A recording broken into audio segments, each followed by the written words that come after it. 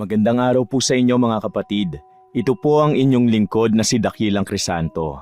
Kasalukuyan pong nagkakaroon ng kaunting suliranin itong channel natin na to. Habang inaayos po namin, hihilingin ko po sana sa inyo na mag-subscribe sa pinakabago kong channel, ang Kuya Lou Stories. Ang inyong lingkod pa rin po ang makakasama nyo sa paghahatid ng magagandang kwento. Umaasa po ako na magiging kasing init ng pagtanggap nyo kay DC ang pagtangkilik nyo sa ating bagong channel. At ipapaalala ko rin po sa inyo na wala akong ibang channel bukod dito sa Dakilang Crisanto, sa bagong Kuya Lou Stories at sa mga pambihirang kwentong buhay ni Mr. Hope. Kapag may nakita po kayo o napakinggan ng mga title mula sa ating nasabing mga channel, hihilingin ko po sana sa inyo na pakireport ang mga ito. At ipagdasal po natin na maayos ang mga isyu ng ating channel na Dakilang Crisanto.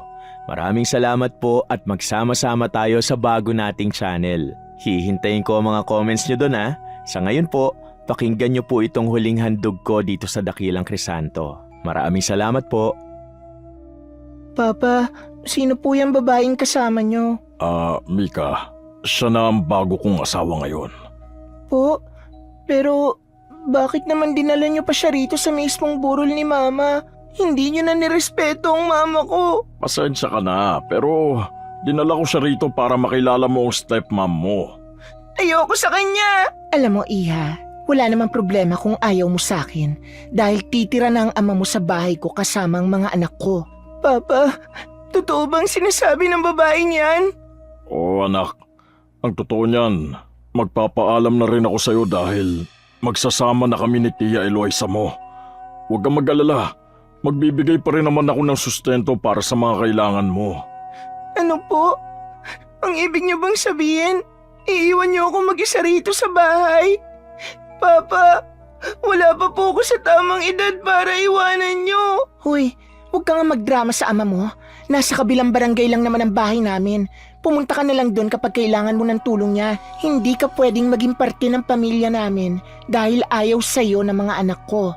Hindi ba kayo nakukonsensya? Nakaburol pa ang mama ko pero kinukuha niyo na sa akin ang papa ko. Napakawalang puso niyo. Tumigil ka, Mika. Hindi tama na pagsalitaan mo ng ganyan ng Tia Eloisa mo. Hindi rin naman tama na iwan niyo ako rito mag-isa, di ba? Malaki ka na at alam kong kaya mo na ang sarili mo. Punta mo na lang ako sa kabilang barangay kapag may kailangan ka. Alis na kami. Papa, sandali. Huwag mo akong iwan dito. Sinubukan pang habulin ng dalagita ang kanyang ama. Ngunit hindi man lang ito nahabag sa kanya. Tuluyan siya nitong iniwan sa kanilang tahanan. Namatay ang kanyang ina dahil sa sakit na kanser. At nang mailibing ito, mag-isa na lamang siya sa kanilang tahanan. Masipag maglako ng sampagita si Mika sa kanilang lugar. Nang araw na nagtitinda siya, nakasalubong niya sa daan ang kaklase niya na anak naman ng kanyang stepmom. Kaya pala hindi ka pumasok ngayon dahil naglalako ka na naman ng sampagita. Ano naman, wala na akong mga magulang kaya kailangan ko magsikap para lang mabuhay. Ay, oo nga pala, iniwan ka na pala ng ama mo at mas pinili niya kami ni Mami kesa sa'yo. Mga agaw kasi ang nanay mo. Hoy, wag mo ang pagsalitaan ng ganyan ng mami ko. Mahal siya ni Tito Rodolfo, kaya kami ang pinili niya makasama. Wala na akong pakialam sa tatay ko. Isaksak mo na siya sa baga niyo. Ang sama talaga ng ugali mo, no? Kaya dapat ka lang iwan. Mas masama ang ugali niyong mag-ina. Itigil mo yung bibig mo, ha? Baka gusto mong hatakin ko yung buhok mo. Sige, subukan mo lang. Pangahamon ni Mika sa kanyang kaklase at agad siya nitong itinulak. Mabilis naman siyang gumanti at pinagahatak niya ang buhok nito. Napaghiwalay lang sila nang may mga tao nang umawat sa kanila. Humanda ka sa mami ko! Isusumbong talaga kita! Ang lakas ng loob mong pagbantaan ako. Iyakin ka naman pala. Puwisit ka talaga! Mas puwisit ka.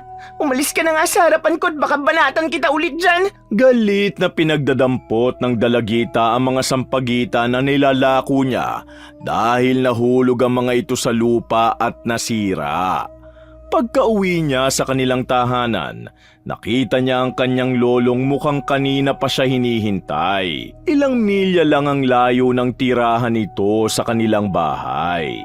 Mabuti naman at narito ka na, Apo. Sandali, umiiyak ka ba? Hindi po, Lolo. Nga pala, naparito ko dahil nalaman ko na iniwan ka na pala ng iyong ama. Bakit hindi mo man lang sinasabi sa akin ang nangyari? Ayoko pong mag-alala pa kayo sa kalagayan ko, Lo. Kaya hindi ko na po sinabi sa inyo. Napakahayop talaga ng ama mo. Nagawa kanyang abandonahin dahil sa babae niya. Humanda siya sa akin kapag nagkita kami. Hayaan niyo na lang po si Papa. Ayos lang naman po ako rito sa bahay eh. Mika, bata ka pa at hindi tama na iwan ka rito mag-isa ng iyong ama. Kung gusto mo, doon ka na lang sa bahay ko. Ayoko. Gusto ko manatili lang dito sa bahay namin, Lo. Dito ko na lang nararamdaman ang presensya ni Mama eh. Sigurado ka ba? Opo, Lolo. O siya, sige. Bibigyan na lang kita ng pera. Galing lang ito sa mga donasyon sa akin ng mga taong ginagamot ko eh. Huwag na ho. May kinita naman ho ako sa paglalako ng sampagita eh. Itabi niyo na lang yan para sa oras na kailangan niyo ng pera. May madudukot kayo.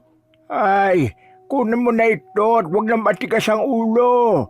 Kapag kailangan mo ng tulong ko, pumunta ka lang sa bahay ko. Sige ho, Lolo Paeng. Ngumiti siya ng malaki na parang walang lungkot na nararamdaman. Tanging ang lolo Paeng niya na lamang ang kanyang masasandalan. Isang kilalang manggagamot ang matanda at ang mga nalilikom niyang donasyon mula sa mga taong ginagamot niya, madalas niyang ibigay sa kaisa-isa niyang apong babae. Nang paalis na ito, nagulat sila ni Mika sa biglaang pagsugod ni Eloisa kasama ang anak at si Rodolfo. Hoy, Mika! Bakit mo sinasaktan ang anak ko? Siya ang unang nanakit sa akin at gumanti lang ako. Hindi totoo ang sinasabi niya, Mami. Gusto ko lang naman sanang bumili ng sampagita sa kanya eh. Tapos nagalit na siya sa akin at sinabi ba naman ng mga agaw daw kayo? Tingnan mo tong ugali ng anak mo, Rodolfo. Ang sama talaga ng tabas ang dila niya. Ako na ang humihingi ng kapatawaran sa nagawa ng anak ko. Umuwi na kayo at pagsasabihan ko na lang siya. Bakit hindi pa ngayon? Bakit hindi mo pagsabihan ng anak mo sa mismong harapan namin ng anak ko? Huwag mo nga utusan ng papa ko. Ang kapal ng mukha mong kabit ka. Mika, sumusobra ka na talaga! Nagawang pagbuhatan ng kamay ni Rodolfo ang anak at bumagsak ng dahan-dahan ang luha ng dalagita.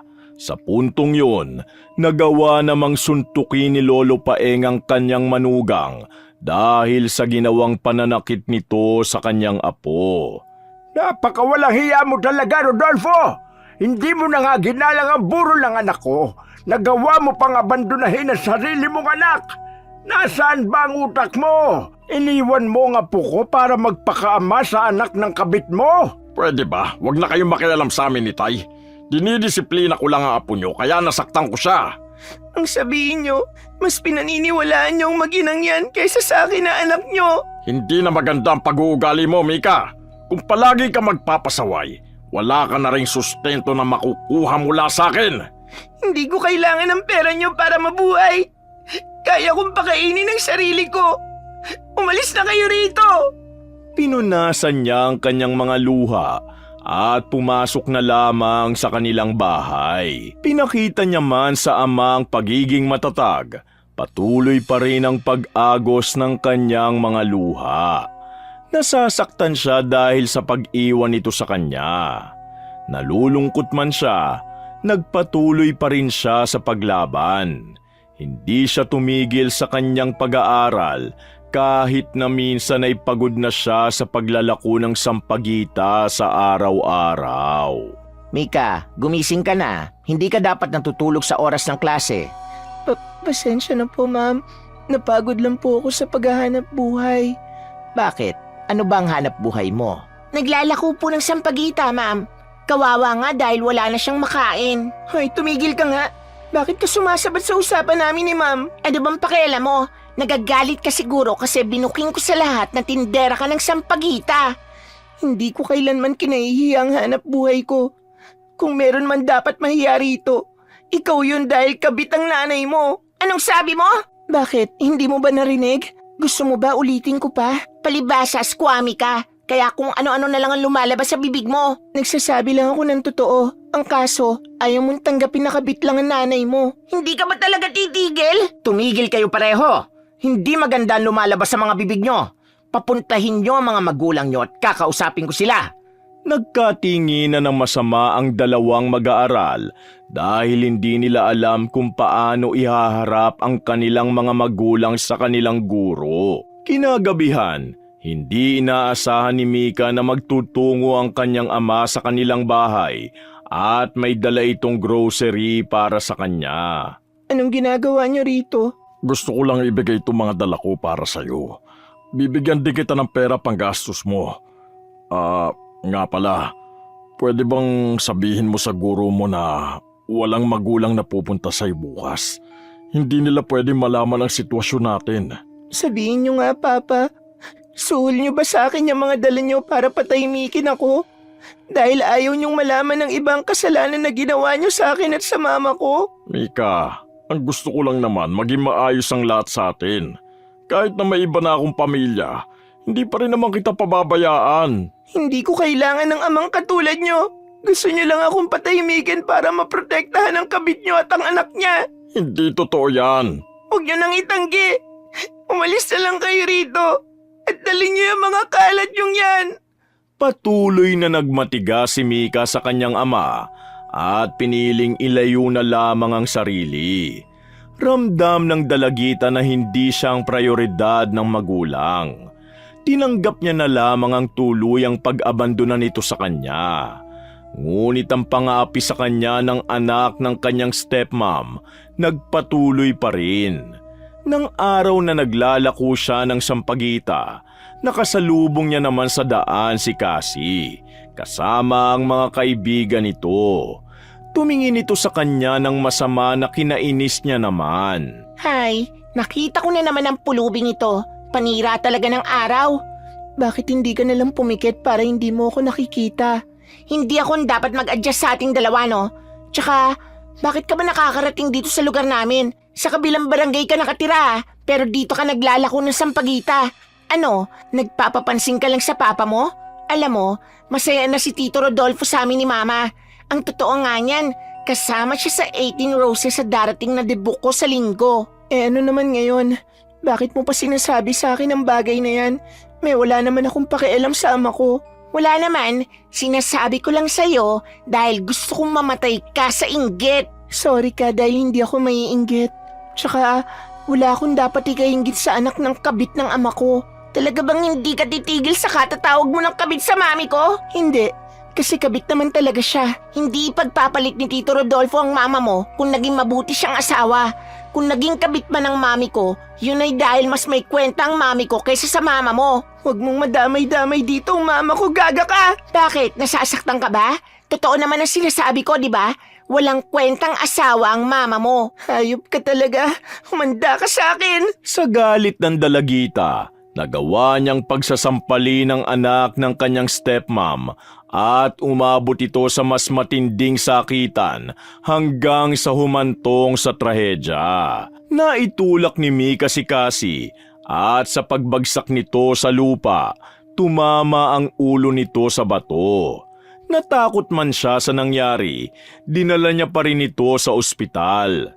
Nang malaman ito ng kanilang mga magulang, nakatikim siya ng katakot-takot na mga masasakit na salita. Walang iya ka talagang babae ka? Pinagbalakan mo pang patayin ng anak ko para makaganti sa akin? Hindi totoo yan. Kung hindi niya ininsulto si mama, hindi ko siya magagawang saktan. Sinungaling ka! Mika, anak, bakit umantong sa ganitong galit mo sa akin? Bakit kailangan mo pang idamay si Cassie? Bakit siya lang ang iniintindi niyo, Papa? Ako ang anak niyo, pero hindi niyo man lang naitanong kung ayos lang ba ako. Aba, ang kapal talaga ng mukha mo. Anak mo na nga ang nasaktan. Gusto mo ikaw pang alalahanin ng ama mo? Anak niya ako at may obligasyon siya sa akin. Pero dahil inagaw mo siya sa amin ng mama ko, nagawa niya akong abandonahin. Kahit ano pang sabihin mo, wala ka na magagawa para mabawi sa amin ng ama mo. Mahal niya kami ng anak ko kesa sa'yo. Papa, totoo bang sinasabi ng babae niyo? Talaga bang mas mahal niyo sila kaysa sa akin na anak niyo? Anak, nakikiusap ako. Huwag mo nang pahabain pa ito. Tanggapin mo na lang ang stepmom mo para mas maging maayos na ang lahat. Tama. Mas mahal niyo nga sila kaysa sa akin. Pinahid ni Mika ang mga luhang nagbabadyang tumulo at umalis na siya sa harapan ng ama.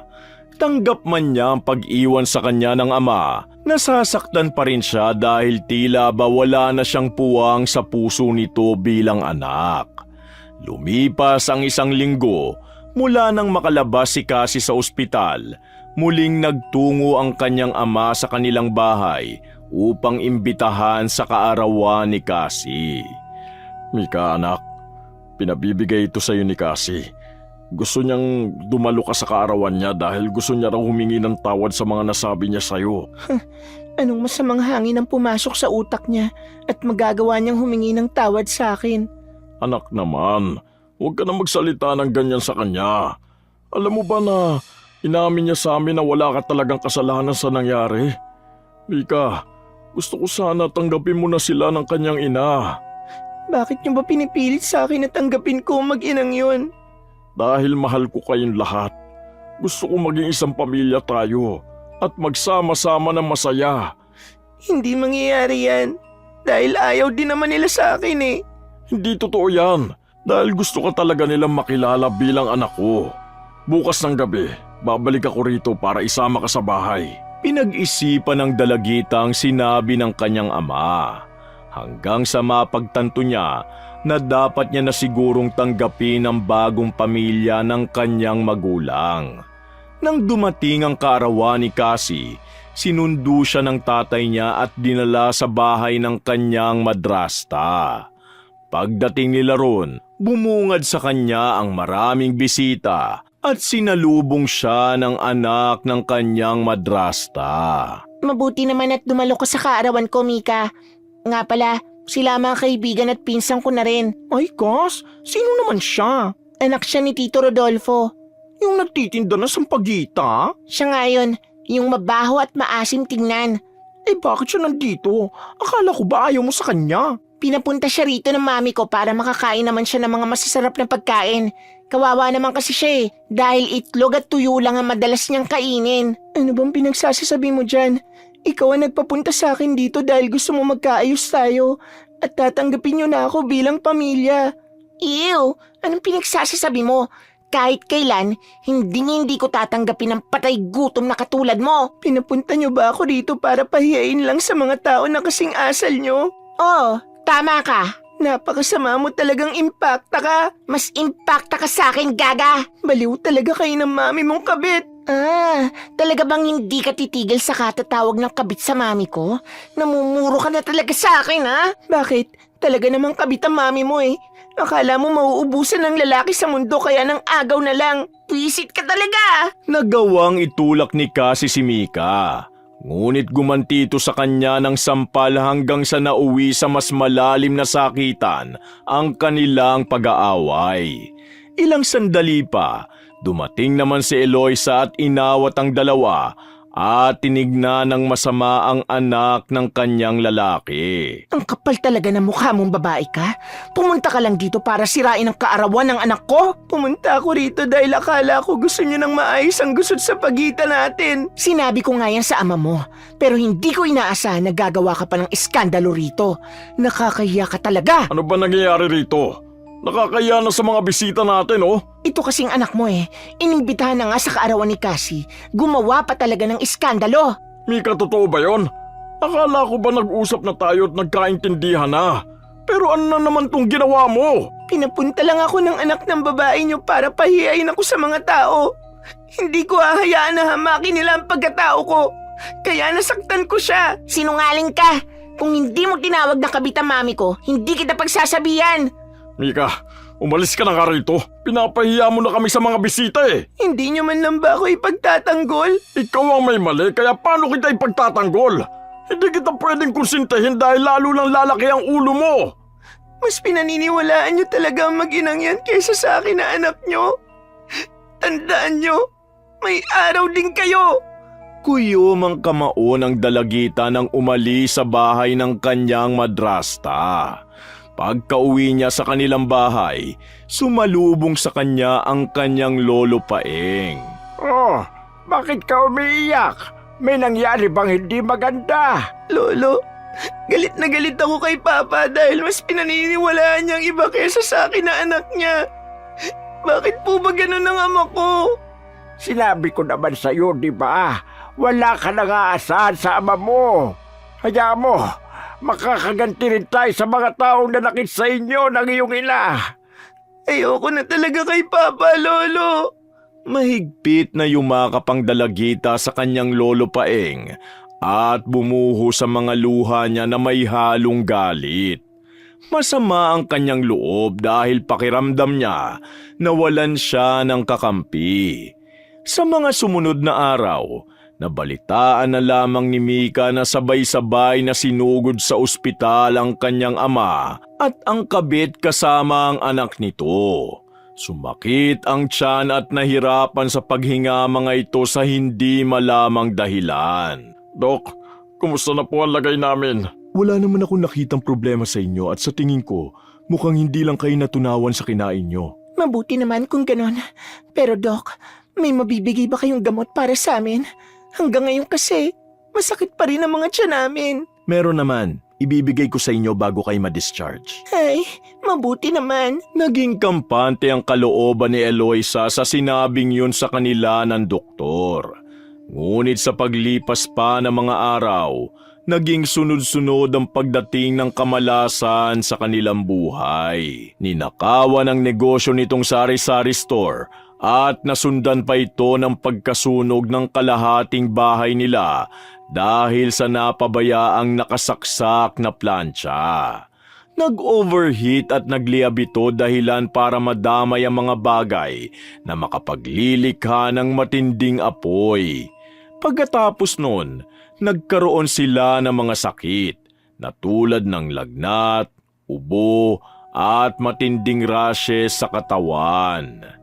Mami, ano ba ito nangyayari sa atin? Hindi na ako nakakapasok sa eskwelahan dahil sa sakit ko. Hindi naman nawawala ang karamdaman natin sa mga gamot na binibigay sa atin ng doktor eh. Pwede ba manahimik ka na muna? Hindi na nga ako makapag-isip na maayos dahil sa buwisit ng problemang ito eh. Tignan mo naman kasi ang balat ko. Ang pangit-pangit na. Hoy, huwag kang OA dyan. Nawawala ang rashes sa katawan kaya huwag kang mag-inarte. Meron tayo mas importanteng dapat unahin. Nasunog na ang negosyo kong tindahan. Si Maud pati mga kinita ko. Tapos ngayon, kailangan ko pang ipaayos ang bahay natin. Alam mo namang hindi na nakakabangon sa sakit niya ang Tito Rodolfo mo. Kaya sino pang aasahan ko sa mga gastusin? Bakit kasi hindi niyo na lang niya isoli sa anak niya? Mukhang wala naman na siyang may tutulong sa inyo eh. At nagiging pabigat na lang sa atin. Tumahimik ka nga. Baka mamaya marinig ka ng Tito Rodolfo mo. Bakit? Totoo naman di ba? Wala na siyang naitutulong sa inyo. Kaya bakit hindi niyo na lang siya isoli sa anak niyang mukhang pulubi? Gagaling din ng Tito Rodolfo mo. Pagsubok lang ito sa atin kaya kailangan natin magpakatatag. Habang nag-uusap ang mag-ina sa sala, lingid sa kanilang kaalaman na naririnig ni Rodolfo ang kanilang pinag-uusapan dahil bahagyang nakabukas ang pintuan ng kwarto na kinalalagyan nito. Nakaramdam ng kirot sa puso ang lalaki sa mga nasabi ng anak ng kanyang kinakasama. Hindi na siya nakakabangon dahil sa pagkakaroon niya ng sakit sa likod. Hindi niya rin inaasahan na magagawa siyang pabayaan ni Eloisa nang tuluyan na nga siyang nawala ng silbi. Anong ginagawa mo? Bakit mo nilalagay sa maleta ang mga damit ko? Dahil ibabalik na kita sa anak mo, Rodolfo. Hindi ko na kinakayang pag-aalaga sa'yo dahil pare-pareho lang naman tayo may mga sakit. Bukod pa rito, nahihirapan na rin akong punan ng mga gastusin natin. Ibabalik mo ko sa anak ko dahil wala na akong silbi para sa'yo. Tama ba, Eloisa? Oo, sige. Aaminin ko na. Ayoko na sa'yo dahil wala ka ng kwenta para sa akin. Ayoko mahirapan sa pag-aalaga sa'yo dahil wala naman akong mapapala. Okay sana kung may mga ari-arian ka na may iwan sa amin. Ang kaso, nga. Akala ko ba mahal mo ako? Saka, sa'yo ko naman binibigay ang lahat ng kinikita ko noon ah. Oo, mahal kita, Rodolfo. Pero hindi ko kaya magdusa sa kahirapan kasama ka. Bumuho sa mga luha ni Rodolfo sa sinabing yun sa kanya ni Eloisa. Wala na rin siyang nagawa nang ibalik na siya nito sa anak niyang si Mika. Hindi naman inaasahan ng dalagita ang sinapit ng kanyang ama. Papa, ano nangyari sa inyo? Saka, bakit naparito kayo ng babae mo? Ibinabalik ko na sa iyo ang ama mo, Mika. Pagod na ako mag-alaga sa kanya dahil may karamdaman din ako ngayon. Binabalik niyo sa akin ang ama ko dahil wala na kayong mapapakinabangan sa kanya. Ang kapal talaga ng mukha niyo. Hoy, huwag mo nga akong pagsalitaan ng ganyan ha, at baka sumabog yung bunganga mo sa akin. Bakit? Totoo naman, di ba? Nung malakas pa ang ama ko, kinuha niyo siya sa akin at ngayon na mahina na at wala nang silbi, binabalik niyo na siya na parang isang bagay na hiniram niyo lang. Sabihin mo na ang gusto mong sabihin. Wala akong pakialam. Basta isusoli ko na tong ama mo sa'yo. Bahala ka na sa kanya. Walang pag-aalinlangan si Eloisa sa pagbalik niya kay Rodolfo sa anak nito.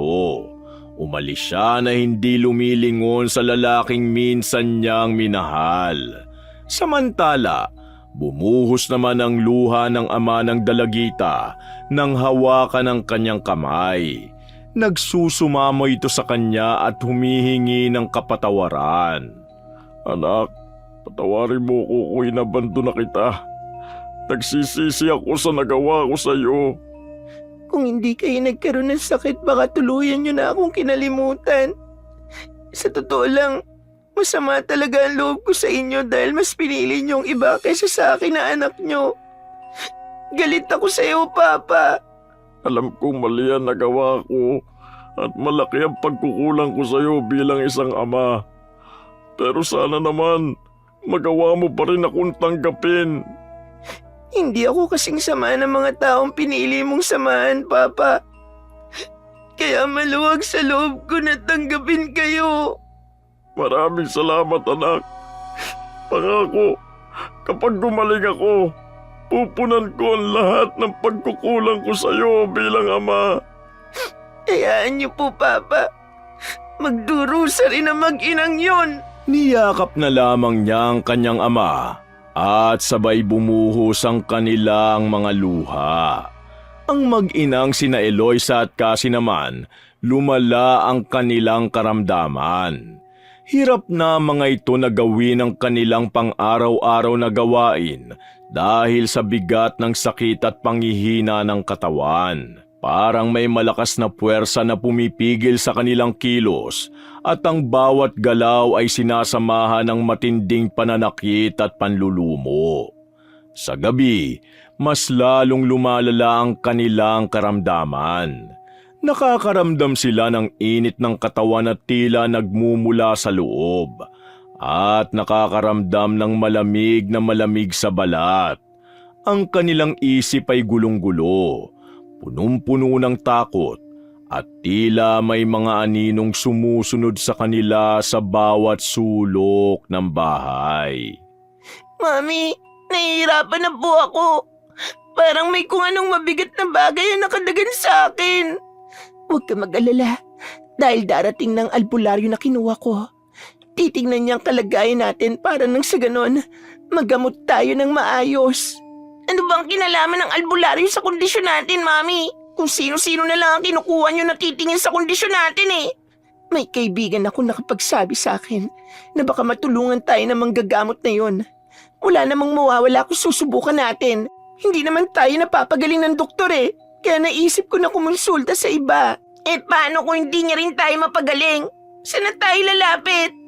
Mami, natatakot ako baka mamatay tayo. Pwede ba tumahimik ka nga? Hindi tayo mamamatay. Kaya itiko mo na yung bibig mo. Nakakaramdam man ng takot si Eloisa, ngunit hindi niya ito pinakita sa anak. Ramdam niya ang matinding paghihirap nila at alam niyang hindi na normal ang nangyayari sa kanila. Nang magpatingin sila sa manggagamot, laking gulat nila na may matandang lalaki ang kumukulam sa kanila. Sa puntong yun, walang maisip ang babae kung sino ang maaaring makagawa nun. Subalit, napag-alaman niya na isang itim na albularyo ang lolo ni Mika. May kakayahan itong magpataw ng sumpa sa iba.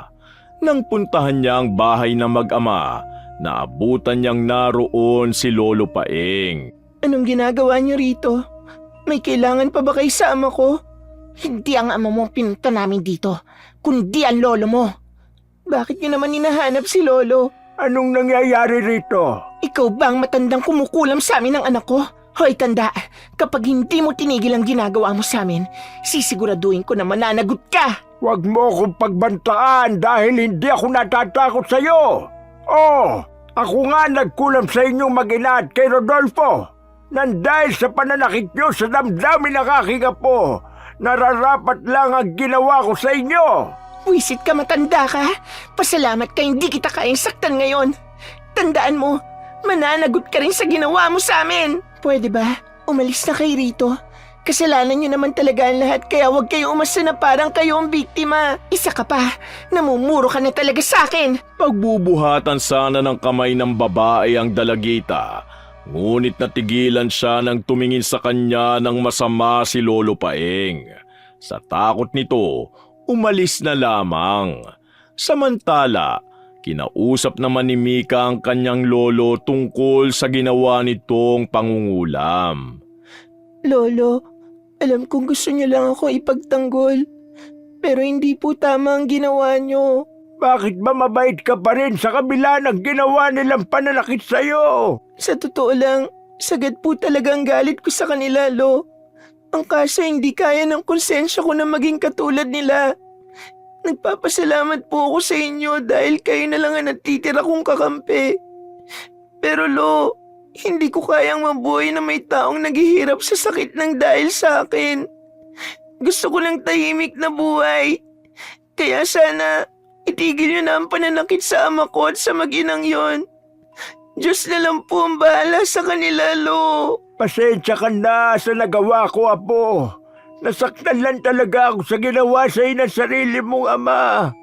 Pero alang-alang sa ikatatahimik mo, ititigil ko na ang pangungulam sa kanila. Maraming salamat po, Lo. Mahal na mahal ko po kayo. Dahan-dahan na tumulo ang mga luha ng dalagita habang ipinapahayag yon sa kanyang lolo. Ilang sandali pa, narinig niyang tinawag siya ng kanyang ama. Agad niya naman itong tinungo sa kwarto upang tingnan ang kalagayan nito. Mika, anak, Papa, bakit po? May kailangan po ba kayo? wala naman anak. Gusto ko lang magpasalamat sa iyo at humingi ng tawad sa iyong lolo. Sa tingin ko kasi, hindi na ako magtatagal. Papa naman, huwag niyo po yung sabihin. Tatagan niyo po ang loob niyo para sa akin. Rodolfo, pasensya ka na sa nagawa ko. Huwag ka mag-alala dahil babawi ko na ang sumpa. Ako rin ang gagamot sa karamdaman mo. Huwag na ho, tay. Hindi na rin talaga ako magtatagal. Malaki ang nagawa kong kasalanan sa inyo at sa mag-ina ko. Nagawa kong lukuhin ang asawa ko dahil lang sa pansariling kaligayahan. Nararapat lang sa akin ang ginawa ninyo. Papa, huwag na kayo magsalita. Magpahinga na lang kayo. Oo, anak. Bumagsak ang kamay ni Rodolfo matapos niya yung sabihin. Humagulgol naman sa pag-iyak ang dalagita dahil alam niyang wala ng buhay ang kanyang ama. Tuluyan nang nawala ng magulang si Mika at masakit para sa kanya ang nangyari. Sa mga sumunod na araw, bumuti na ang lagay ng mag-inang sina Eloisa at Cassie. Inalis na ni Lolo Paeng ang sumpa sa mga ito. Subalit patuloy pa rin silang naghirap sa buhay dahil hindi man lang nila nagawang humingi ng kapatawaran sa taong kanilang nasaktan. Tandaan na kapag may masama kang ginawa, huwag kang magtaka kung bumalik ito sa iyo ng mas masakit kaysa sa inaakala mo. Wakas! Shoutout po uli sa commenters ng last story natin. Sina Gia Gigi, Virginia Divina from Saudi Arabia, Maridin Leonardo from California, USA, Rosalina Bugayong, Brian Landicho, Christina Peru, Mercy Grace Shooting, Reka Jukoy from Singapore, Amanda Joyce Page from Angeles City, Miss Maura from Turkey, Weng Oracion, Noemi Garcia Pabunan from Hong Kong, Merly, Phoebe Ranyada, Lisa Takada from Tokyo, Japan, Jasmine Vicente, Yasden Love, Philip Adano, Marisa Licoto from Katanawan, Quezon, Chef M at kina Ate Auring, Ne, Faye, Ana, Yoli, Kuya Dennis, Poging J at Gandang Leslie ng Amira Boxes Handicrafts at sa mga boss nilang sina Kuya Ruel at Ate Myra at Myrel Jam, Altea Barayman, I'm Black 09, Hail Rain Led, Reyna Ami, Riz Magante, Chris Gel Mamado, Celestina Sigua, Angelina Ai, Lydia Lopez, Kim Bara, Jen Esto from Hong Kong, Jocelyn Morilla from Mindoro, Philippines, Raven Tennyson at kay Lola Feli, Irma Umali, Beverly Remeo, Catherine Pielago at sa pinsan niyang si Cherry Ann Agoncillo Losloso, Ben Abanyo, Ronald Bel Sabahado, Filipina Palsario, Josephine Beroya at sa mga apo niyang si Jency, Jenna, Giliana, Jairel, Michael at Jairine from Rosario, Cavite, Belen Malbas, Emily Sauro, Mirasol Masuher, Hana Maylin Sesgundo, Corfiliera Vlog from South Korea, Bernadette Alegarbes at sa kaibigan niyan si Chris, Elizabeth Dunca from California, Robina Flamiano, George Gomez, Resel Galope, Ramel Seraspe, Jenny May Madriaga from Saudi, Virginia Zamora, Corazon Ingay, Kimpoy Feliciano, Bernadette Arcalas, Delia Catu at sa mga apong si Mikoy, Jamaica, Javen, Jadiel, Lusterio Family, Maestrado Family, Cato Family, at sa apong si Stephanie Nicole, Julius Deloro and Family, Gonzaga and Royo Family, Beth Mercado, Princess Apple C. Crimen, Pamela Allen, Nida Pangilinan, Zane Axel Ranyada, Lakshmi from California, Cherry Mukbangas MR, J.R. Talia, Conrado Valenzuela, Flor Diles from UAE, Michelle Gimbo, Ann Narciso, Albert Valderrama, Teresa Balino, at Estrella Cortez from Canada. Maraming salamat po at pagpalain tayong lahat ng puong may kapal.